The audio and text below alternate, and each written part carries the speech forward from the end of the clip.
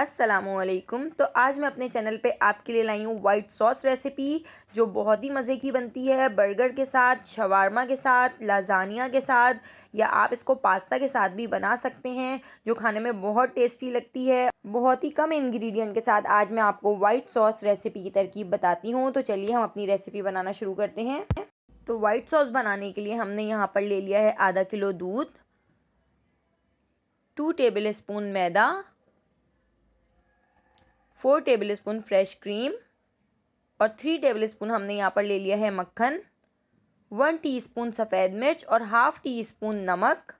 तो हमने यहाँ पर ले लिया एक सॉस पैन और उसमें डाल दिया है मक्खन। मक्खन को हम थोड़ा सा पिघला लेते हैं। तो देखिए हमारा मक्खन पिघल चुका है। अब हम इसमें डाल देते हैं मैदा, और मैदे को हम कंटिन्यूसली चमचा चलाते रहेंगे और अच्छे तरीके से भून लेंगे। इतना भून लेंगे कि मैदे का कलर चेंज हो जाए और अच्छी सी खुशबू आने लगे। तो देखिए हमारा जो मैदा है वो अच्छे तरीके से भुन चुका है। अब हम इसमें थोड़ा थोड़ा करके दूध ऐड करेंगे और चमचा चलाते रहेंगे ताकि गुठलियाँ ना बने। मीडियम टू लो फ्लेम पर 10 से 15 मिनट तक हम इस सॉस को पकाते रहेंगे और कंटिन्यूसली चमचा चलाते रहेंगे। तो देखिए हमारी सॉस आहिस्ता आहिस्ता तैयार हो रही है और कितनी अच्छे तरीके से गाढ़ी हो रही है। अब हम इसमें ऐड कर देते हैं हाफ़ टी स्पून नमक और 1 टीस्पून सफ़ेद मिर्च, और इन दोनों चीज़ों को भी हम इस सॉस में अच्छे तरीके से मिक्स कर देते हैं। तो देखिए कितने अच्छे तरीके से हमारी सॉस तैयार हो चुकी है।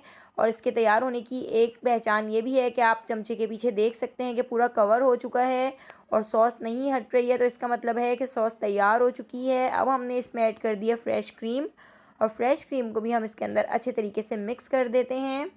तो देखिए कितनी अच्छी ज़बरदस्त हमारी वाइट सॉस तैयार हो चुकी है। अगर आपको मेरी रेसिपी पसंद आई हो तो आप इसको ज़रूर ट्राई कीजिएगा।